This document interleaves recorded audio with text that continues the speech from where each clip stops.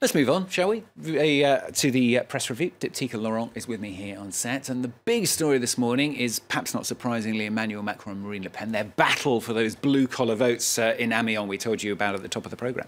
That's right. 20 Minutes, the street paper, speaks of an incredible battle that took place in Amiens in northern France yesterday when both Macron and Le Pen held dueling rallies at the factory site of Whirlpool, the washing machine maker.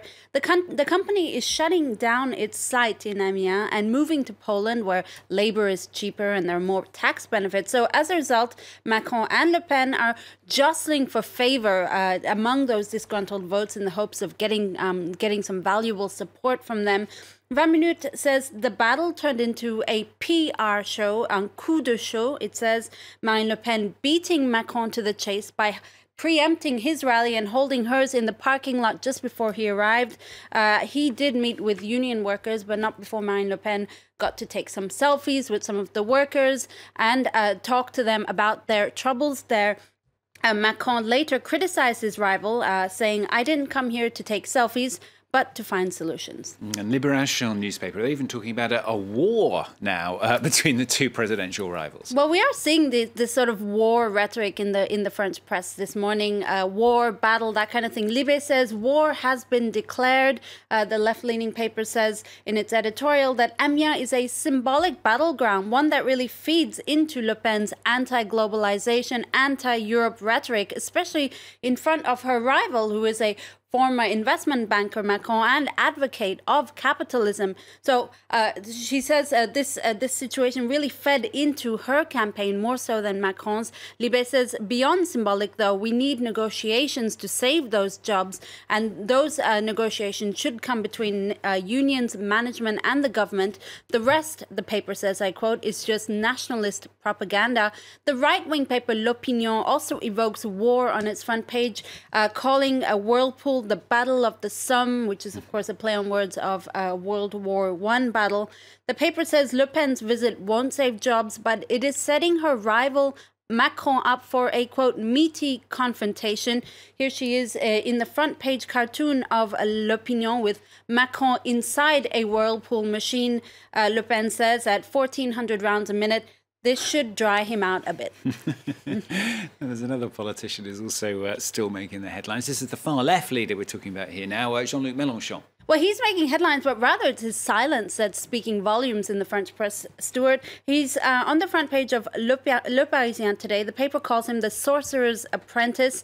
They accuse Mélenchon of driving his supporters to, quote, the gates of the National Front Party. This as he still refuses to endorse Macron. As a result, Marine Le Pen is really benefiting from this, and she's using this to her advantage, banking on those who won't vote in a bid to, hoping it'll help her win in just about 10 days' time. We saw that at the Whirlpool factory, for instance. Now, Le Parisien's editors say Mélenchon is the only presidential candidate who hasn't backed either Macron or Le Pen. Yet, I quote, he's a man who succeeded in limiting the impact or the rise of the far right by appealing to the anger of disillusioned French voters, and we saw that they voted out in droves for him in the first round. Whether his silence is out of political shrewdness or pride, Mélenchon's silence comes at a bad time, Le Parisien says, and you see that in this cartoon from Ranson. Mélenchon sitting in his ivory tower as Marine Le Pen sings a line from a famous revolutionary song, and all Mélenchon has to say is, "You're singing in the wrong note." Another French paper is also criticising Mélenchon and his silence today. Well, what happened to that tireless rhetoric? What happened to the motor mouth of the electoral campaign? That's what L'Obs, the website, says. He's voiceless, Mélenchon, as though he's turned mute. L'Obs says in its editorial, Mélenchon is wounded by his pride, submerged by his dark anger, and caught up by his demons. The editors add, I quote, by refusing to choose, he's inevitably making a choice.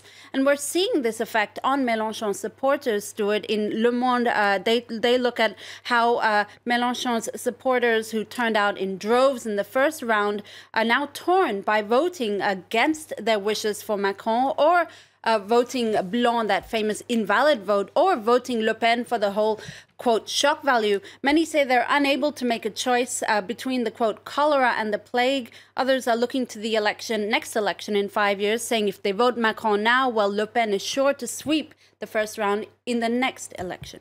OK, Dipty, thank you very much. Dipty Laurent there looking at the newspapers for us here on France 24. Next half hour of the